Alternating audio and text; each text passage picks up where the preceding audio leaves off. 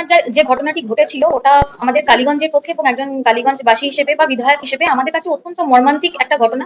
তামান্না আমাদের কালীগঞ্জেরই একটা মেয়ে। তো ঘটনার পর থেকেই আপনারা এটাও মনে করলে মনে স্মরণ করতে পারবেন যে তৎকালীন যিনি মুখ্যমন্ত্রী ছিলেন মমতা বন্দ্যোপাধ্যায়, তিনি তার সোশ্যাল প্ল্যাটফর্মে সেই ঘটনার কড়া নিন্দা করেছিলেন এবং তিনিও বলেছিলেন যে বা যারাই জড়িত ওই ঘটনার সঙ্গে তাদের পুলিশ যেন গ্রেপ্তার করে, অ্যারেস্ট করে এবং তাদের যেন যথাযোগ্য শাস্তি হয়। এবং আমারও একজন বিধায়ক হিসেবে সেদিনও যেটা স্ট্যান্ড ছিল, আজও সেটা স্ট্যান্ড, যে এই ধরনের একটা মর্মান্তিক যে ঘটনা কখনোই একটা সুস্থ সমাজে কাম্য নয়। কেউ চাইবে না যে একটা বাচ্চা মেয়ের প্রাণ হত্যা হোক। তো যে বা যারা জড়িত ওই ঘটনার সঙ্গে মানে আসল যারা দোষী তারা গ্রেপ্তার হোক, সেদিনও আমাদের স্ট্যান্ড ছিল, আজকের দিনও আমাদের একই স্ট্যান্ড। তামান্না এফআইআর করেছেন, 11 জন গ্রেপ্তার হয়েছিল। এই মামলাটা পুলিশের অধীনে ছিল, আজকের দিনও পুলিশের অধীনে।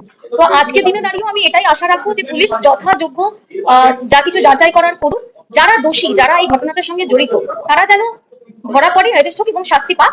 কিন্তু কোনো নির্দোষ ব্যক্তি যেন এই মামলায় গ্রেপ্তার না হন, সেটাও প্রশাসনের কাছে এবং মুখ্যমন্ত্রীর কাছে আমি আবেদন রাখবো দেখার জন্য। কারণ মুখ্যমন্ত্রী বলেছেন, নবনির্বাচিত মুখ্যমন্ত্রী, যে আইনের শাসন চলবে, শাসকের আইন নয়।